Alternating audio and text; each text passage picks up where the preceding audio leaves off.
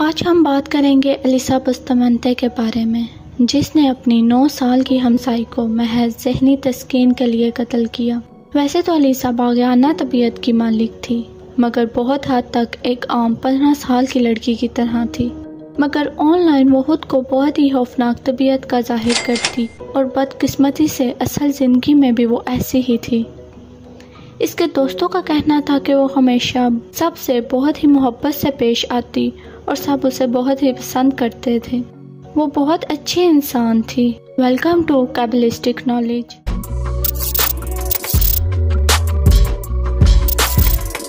इस वीडियो में आगे बढ़ने से पहले आपसे गुजारिश है कि इस वीडियो को लाइक, शेयर और कमेंट करें और चैनल को सब्सक्राइब करें। तो चलिए बढ़ते हैं वीडियो की जानिब। अलीसा अपने सोशल मीडिया पर बहुत ही खौफनाक चीज़ें पोस्ट किया करती थी। ये बात इसके दोस्तों और घर वालों के लिए हैरत अंगेज थी। लेकिन अलीसा ने एक दिल चौंका देने वाला काम किया, जो इसके पुराने सारे खौफनाक कामों पर भारी था। इसने एक 9 साल की लड़की एलिजाबेथ का कत्ल किया। अलीसा का बचपन आम बच्चों जैसा नहीं था। 2002 से 2009 के दरमियान अलीसा अपनी दादी के पास रही। उसकी माँ शराब नोशी और ड्रग्स की वजह से जेल में थी और उसका बाप भी जेल में सजा काट रहा था।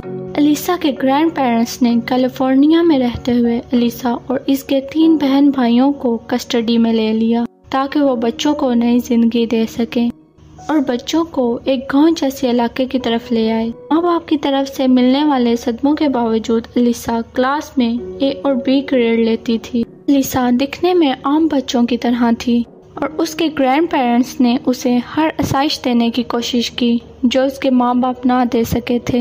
अलीसा के दोस्तों का कहना था वो अक्सर लतीफ़े और नज़में लिखा करती थी और बाकायदगी से चर्च जाया करती थी और चर्च में होने वाली मुख्तलिफ सरगर्मियों में खुसूसी हिस्सा भी लेती थी।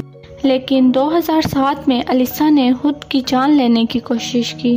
नफ्सियाती अदारे में 10 दिन गुजारने के बाद अलीसा को एंटी डिप्रेसेंट्स दी गईं। अलीसा अक्सर खुद को काटा करती थी। इसके दोस्तों का कहना था कि वो इसके बाजू पर निशानात देखा करते। वो यकीनन एंटी डिप्रेसेंट्स पर थी। इसके दोस्तों का कहना था कि जब हम ऊपर जाते अलीसा एकदम कहती कि मैं अपनी डिप्रेशन की गोलियां लेना भूल गई हूँ। अलीसा ऑनलाइन एक बिल्कुल ही मुख्तलिफ इंसान थी। अलीसा ने अपने ट्विटर के अकाउंट में कहा कि वो इस निज़ाम को पसंद नहीं करती।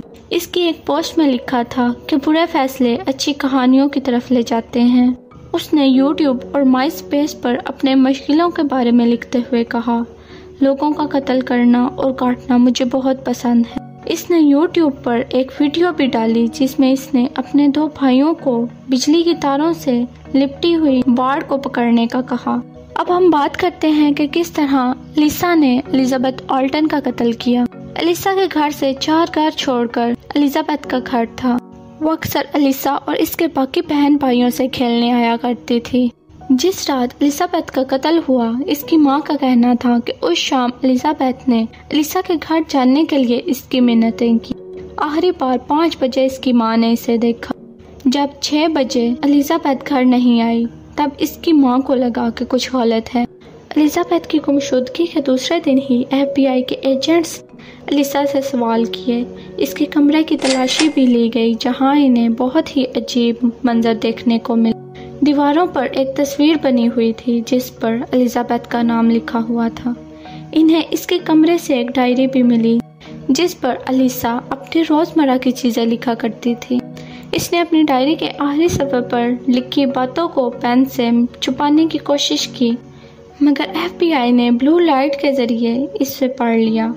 इन्हें अलीसा के घर के पीछे मौजूद जंगल में एक कब्रनुमा गड्ढा खुदा मिला, जिस पर अलीसा का कहना था कि ये इसने खोदा है। उसे गड्ढे खोदना पसंद है।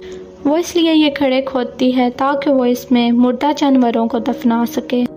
और कुछ ही वक्त गुजरने के बाद FBI को अलीसा के घर के पीछे एक कब्र खुदी हुई मिली जो पत्तों से ढकी हुई थी, जिसमें एलिजाबेथ की लाश थी। प्रोसिक्यूटर्स ने अलीसा को फर्स्ट डिग्री मर्डर में गिरफ्तार कर लिया। हर कोई इस पर हैरान था। इसके दोस्तों का कहना था कि इस कत्ल से पहले वो एक आम 15 साल की लड़की थी। ये वो बिल्कुल नहीं है। ये वो अलीसा नहीं है जिसे हम जानते हैं। एलिसा की डायरी में लिखे हुए अल्फाजों ने मजीद खौफनाक इंकशाफ किए। अलबत्ता इसने आखिरी सफ़े पर लिखे हुए अल्फाजों को पेंस की स्याही से मिटाने की कोशिश की, मगर इन्वेस्टिगेटर्स इसे पढ़ने में कामयाब रहे, जिसमें इसने एलिजाबेथ को मारने के बाद खुशी का इजहार किया था। इसने लिखा, मैंने अभी ही किसी का कत्ल किया है। मैंने उसका गला दबाया है और उस पर चाकू से वार किए और उसका गला काटा। अब वो मर चुका है। यह सब बहुत मज़े का था। जब यह सब खत्म हुआ, मैं नहीं बता सकती यह एहसास कितना खूबसूरत था। मैं अभी थोड़ी डरी हुई हूँ और कांप रही हूँ। मुझे अभी चर्च भी जाना है। लॉल। कोर्ट में एलिसा ने एलिजाबेथ को कत्ल करने का एतराफ़ किया। इसका कहना था कि इसने एलिजाबेथ का गला काटने से पहले इसका गला दबाया और इसके सीने पर छुरियों से वार किए। इसके बाद इसने इसे घर के पीछे खोदी हुई कब्र में दफन कर दिया। इसके डिफेंस में वकील ने इसके बचपन में पेश आने वाली मुश्किलात को इसकी अमल की वजह बताया ताकि इसकी सज़ा कम हो सके।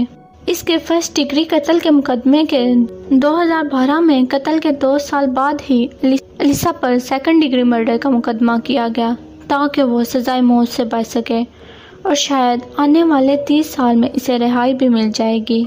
एलिजाबेथ की मां ने एलिसा पर इसकी बेटी को नुकसान पहुंचाने और कत्ल करने पर 5 मिलियन का मुकदमा किया और 2 साल बाद एक और मुकदमा किया जिसमें अस्पताल वाले भी शामिल थे जहां एलिसा का इलाज किया गया था।